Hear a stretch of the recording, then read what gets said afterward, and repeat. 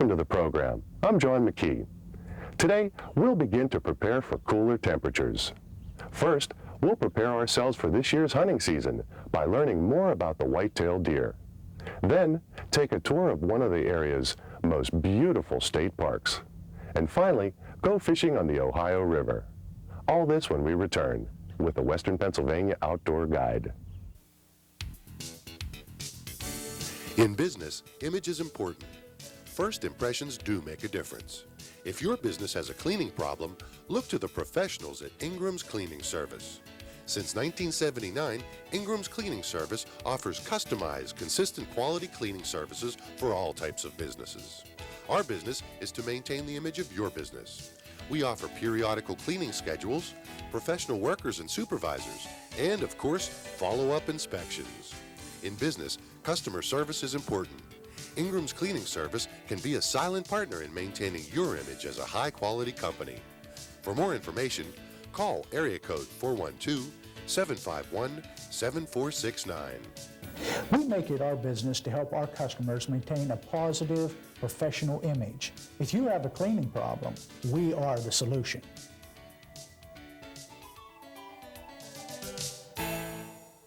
When you have tree problems, call Ray's Tree Service. We specialize in large tree removal, but no job is too big or small. At Ray's Tree Service, we go out on a limb for you. For a free estimate, call 412-672-6456 for storm damage, emergency service, stump removal, and more. Ray's Tree Service is fully insured and is a certified line clearance tree trimmer. So write this number down, 412-672-6456. Or for 24-hour emergency service, call 412-427-1117. If you like to watch outdoor shows, then check out the Western Pennsylvania Outdoor Guide every Saturday morning at 9 a.m. right here on WBGN television. We spotlight seasonal outdoor activities in our own backyard, from turtle hunting to fishing to preparing wild game recipes and much more. Tune in and find out why this award-winning series has so much to offer. That's the Western Pennsylvania Outdoor Guide, Saturdays at 9 a.m. right here on WBGN television. Our how-to man, Pete Maltese, always meets interesting people. Pete's guest this week is Brad Clinton from Du Bois. Brad is one of Pennsylvania's foremost authorities on white-tailed deer hunting. He works as a consultant and regional hunting advisor for numerous manufacturers of outdoor products. So let's find out more about the habits of the white-tailed deer on this week's segment of Pete's Corner. Today we're north of Pittsburgh with Brad Clinton. He's a deer researcher. So all you deer hunters out there, pay attention because he's going to give you some tips on how to harvest your deer a little bit better and easier. Brad, it's nice meeting you. Well, nice coming out. I really appreciate that. Brad serves as a hunting advisor for these fine outdoor companies: PSE Bow Company, True Leaf Camo, API Outdoors, Moore Widowmaker Scent, Scentlock Odor Eliminator Clothing, Rocky Mountain Broadheads, Antler King, Loman Game Call. Brad is also a hunting consultant for the Dyer Outfitters and Plastic Rock, New Brunswick. It's nice to see that all of these big companies from out of state look towards Pennsylvania, and Brad is one of the leaders in this area to advise these people from out of state. Basically, a lot of guys will ask me, why do we have deer here? Well, the first reason I have deer here is to study them. Basically, I'm a hunting advisor for a number of manufacturers. We bring the products in here and test them before we actually take them out and use them in hunting. How long do you have this testing going on? It can go from 1 year, 2 years, 3 years. It just depends, because basically anybody that I advise for, they really want to know the grassroots. Does this work or not? A lot of gimmicks out there. Oh yeah, so we're trying to, sort through some of the gimmicks. And your research goes back to the manufacturer? Exactly, and we are called the advisory staff. There's a number of us across the United States for these different companies. I see these deer come right up to us too. Sure. Okay, we want to get to the grassroots of what works and doesn't, such as we've been experimenting with some clover. Antler King clover here has 3 different seeds in it. It's real hardy. It's good for this area, the Northeast. Real good product. Scent. The main thing about the deer hunter is he's got to learn to have no scent out there. Eliminating human odor will make everything work for you. Your rattling, your scents that you may be put out, your grunting, but you have to eliminate the human scent before anything will really work to its fullest. I know there's a lot of guys that say, I bought this urine and we put this scent out, it spooked the deer. 90% of the time it was contaminated by maybe your human scent, a little bit of oil off your fingers, you know, whatever. You mean the deer scent, the deer's nose, is that good? Oh, I can't measure it. I've heard all different kinds of facts from biologists, but it's just awesome how good they can smell. They can blend so many things. It's a wonder we can even hunt them. All this other scent that you see, the ones that you walk with and stop in, the ones you throw, you suggest we use that? Yeah, but again, make sure that you eliminate your human odor. That means washing your clothes in a baking soda. Don't let them in your garage where they can get gasoline and, you know, perfumes on them. Remember, anything that's unnatural out there, the deer's going to pick up. Brad, since the springtime, I know that the deer had fawns. What time of year do they drop the fawns? Well, they can drop them depending on when they were bred.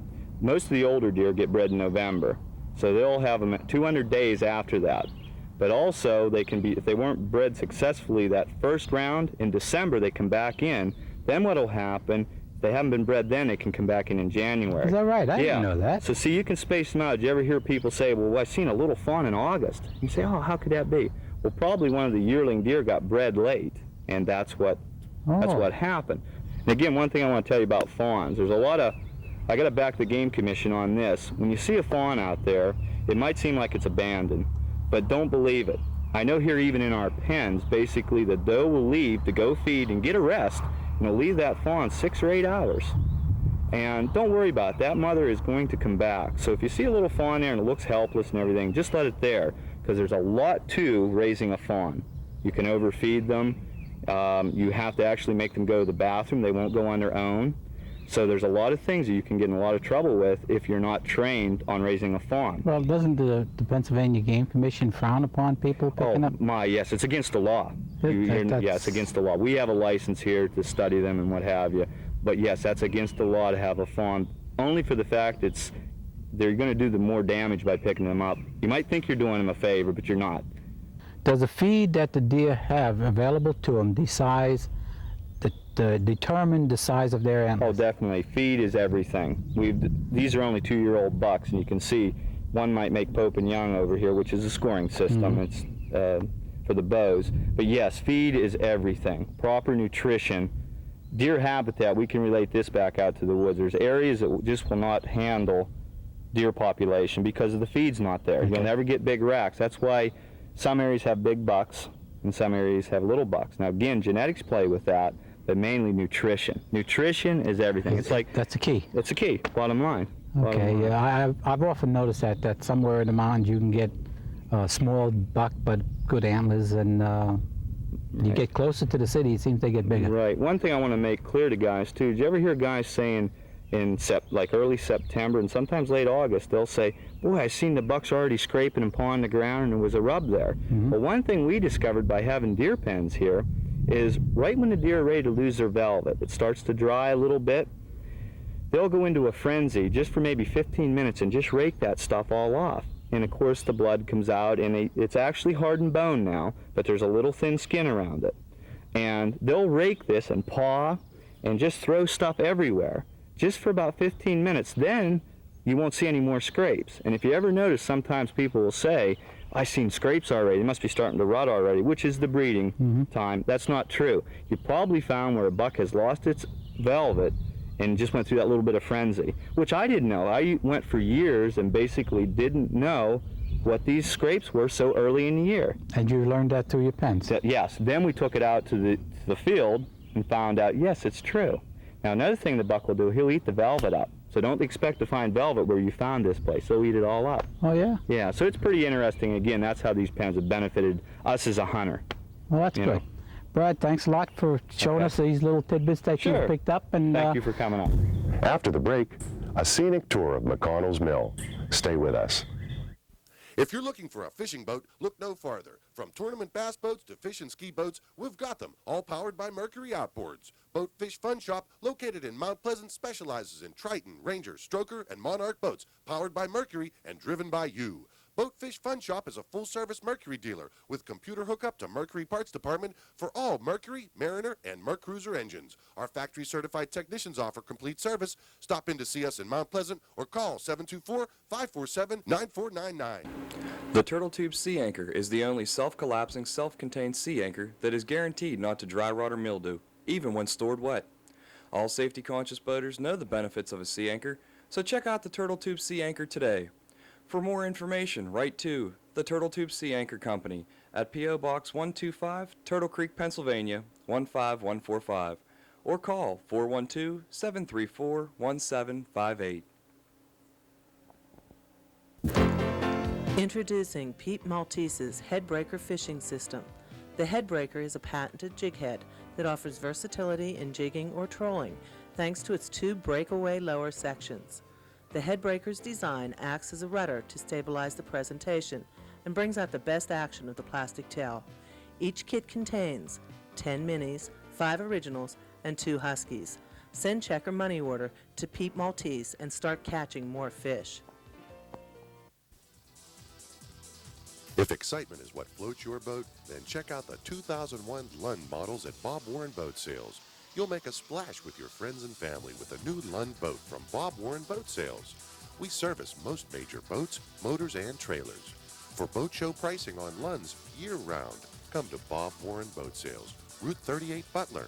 Call 724-285-5503. Simply the best. McCONNELLS Mill State Park is located approximately 40 miles north of Pittsburgh in Lawrence County. The park encompasses over 2,500 acres of the beautiful Slippery Rock Creek Gorge. Among the many recreational opportunities available, McCONNELLS Mill State Park offers free guided tours of the old grist mill. So sit back and enjoy as Andy McDowell offers us a guided video tour of this historic landmark. Welcome to McCONNELLS Mill State Park. My name's Andy McDowell and I'm the naturalist here at McCONNELLS Mill. And what I want to do is just give you a little bit of history about McCONNELLS Mill itself first. The structure was first built in 1852.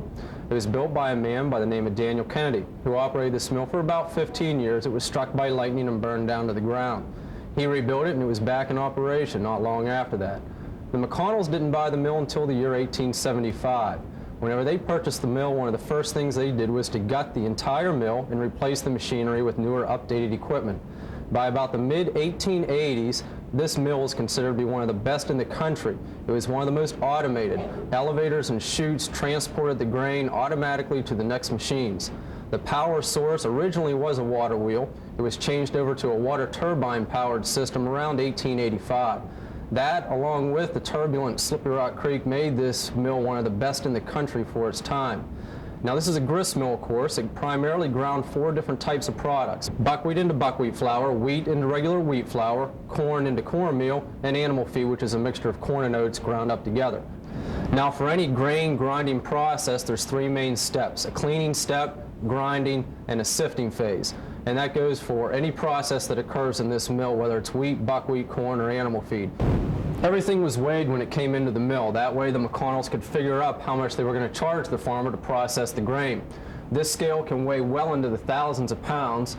The most I've ever had on here is about 4,500 pounds, which is a group of 9th graders from Baldwin High School. After the grain was weighed, the farmers would figure out how much they were going to charge. And a lot of times they didn't take money. They just did what they called the bartering system. If the farmer brought in 8 sacks of wheat, they would keep 1 sack as a form of payment rather than taking money.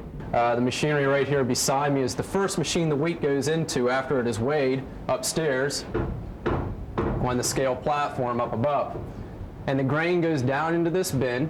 This bin acts like a hopper. In between every machine is a structure like this so that the grain can be maintained at a certain speed as it goes into this next machine.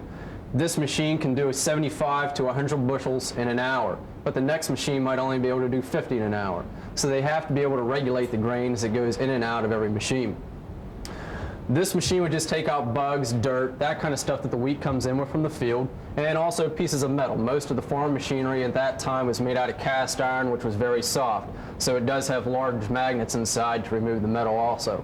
And then just through air currents, this machine and many of the other cleaning machines, just by way of air currents, it would blow all the impurities out through a chute into the Slippery Rock Creek.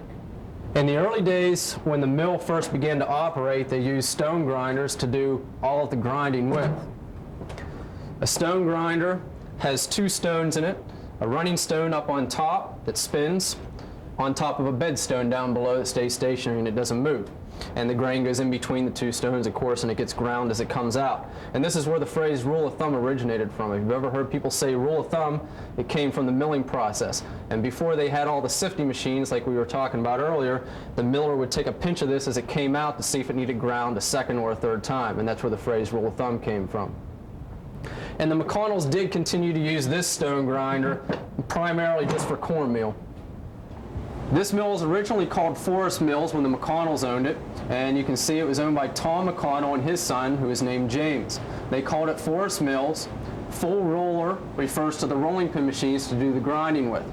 24.5 pounds is just kind of a gimmick the McConnells would put on their bags, and it's a form of local advertising that a lot of small grist mills would do. They would have odd numbered weights on their bags. It's just kind of an advertisement for their own mill.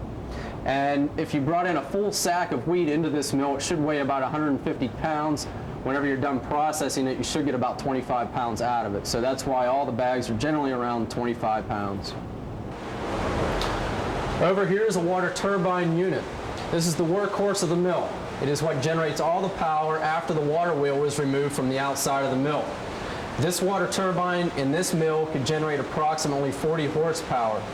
A water turbine has a lot of benefits over a water wheel. For one thing is, in the wintertime, these don't jam up with ice. A lot of people got injured and some killed by going out and knocking the ice off of water wheels in the wintertime. Second, these can produce a lot more horsepower than a water wheel does. And third, they're pretty much maintenance free. As long as you keep them underwater and the air doesn't get to them, they're pretty much maintenance free.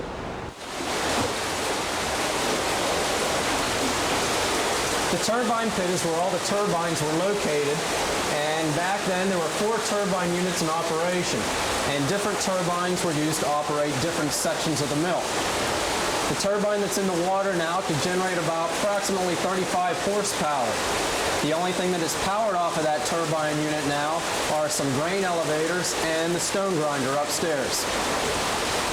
Right now, the turbine has been shut down due to restoration needs for the rest of the mill.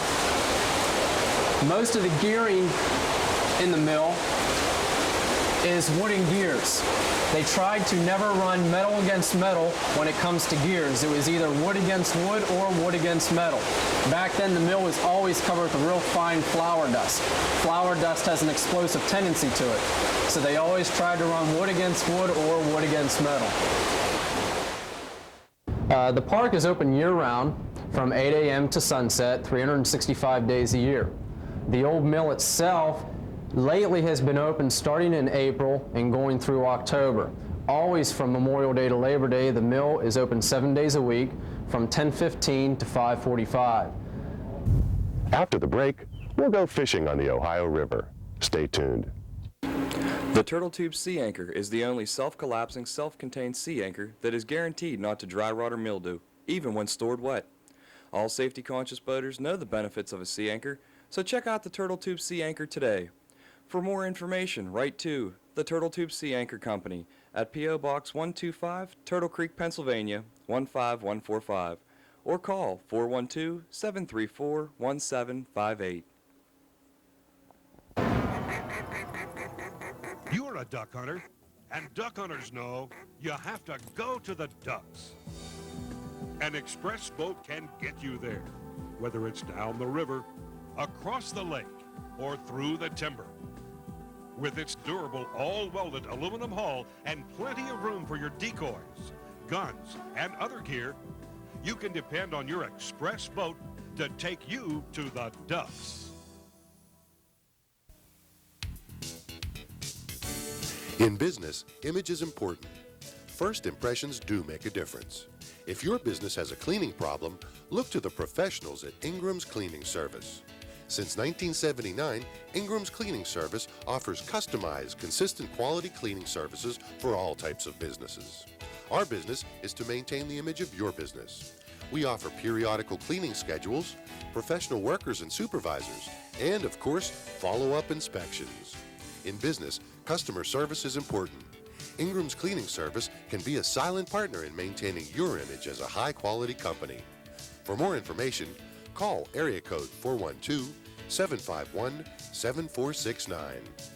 We make it our business to help our customers maintain a positive, professional image. If you have a cleaning problem, we are the solution.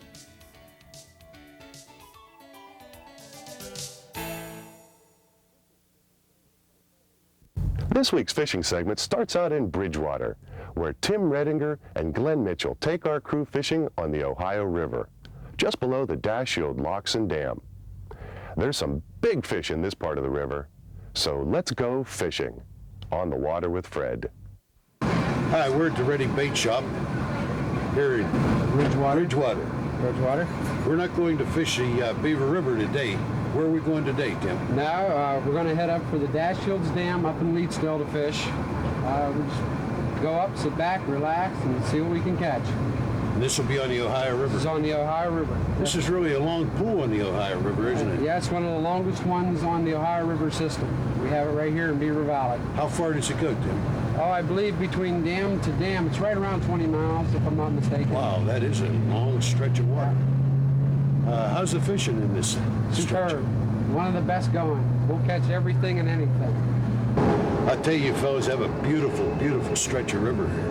Then we're going to be using Fathead Mini, putting on an Eagle Claw 139 size 6 hook. And what we're going to try to do is just drift it down with the current, let it bounce off the bottom. We should pick up some walleye, sauger, and so on. Probably some sheephead that'll be up in here. We should have good success up here. I'm going to try a head breaker and a fathead. Sounds like a good combination. Go. Check it out.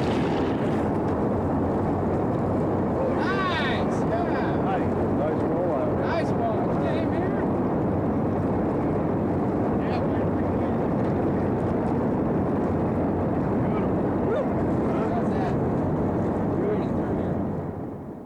We're going to stop and have a little lunch here today. Now, that's a nice sandwich. Where do these come from, Tim? Our sandwiches were supplied by Bridge Street Meat and Seafoods down in Bridgewater. They did us a real nice job. We can eat hearty. Beautiful looking hoagie. Put them on a hook. Put them on a hook, nothing. If the fish if the fish aren't going to eat, we're going to eat. That's a big cat. That's a big cat. That's a big cat. Big. Wait, let me get the cat. Come up and meow twice. Because that's a nuttable one there. Okay, let me get the second. You just Want me to cut its line or? roundabout. Watch the motor. Keep away from the motor. You'll lose it.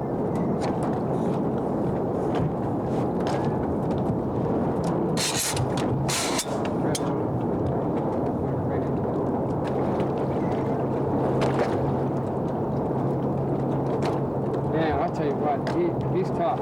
Yeah, they're powerful. Ah, powerful. There it goes. I caught that 28 pounder out in the rain. Just think how that was rain. Yeah.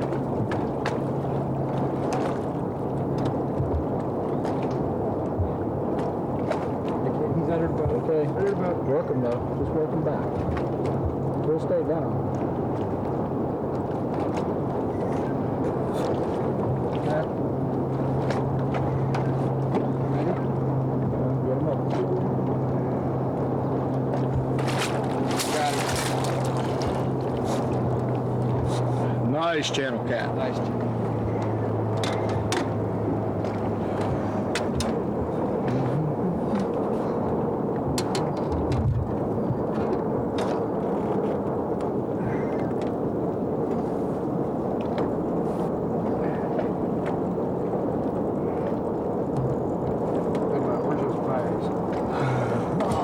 Hook him right out.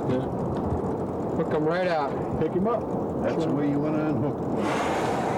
Make He's tired and I'm tired. We'll get him, John.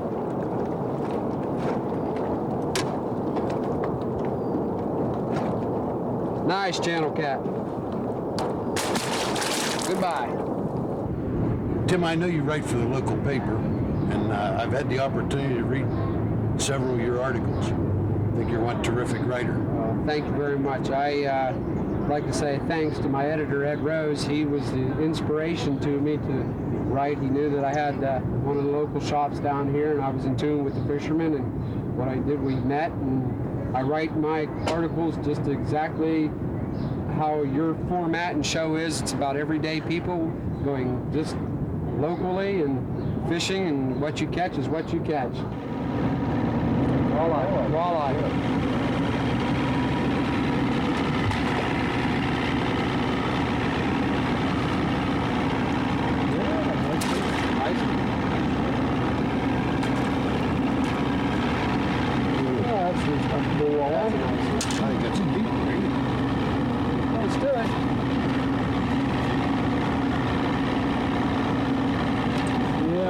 I think he'll just make it.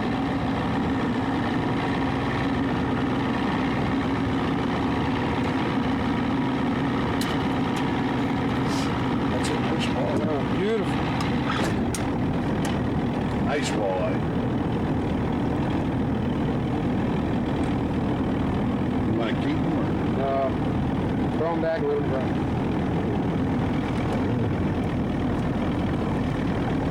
He's off and running. He's off and running. I think everybody who gets out on the water should enjoy themselves. I know we do every time we go out. We've met great people. Would trade any situation that we've had. That's our show for today. I hope you've enjoyed it. Please send your comments, questions, or suggestions for future program topics to the Western Pennsylvania Outdoor Guide in care of MWM Productions, Box 596, McKeesport, PA 15134.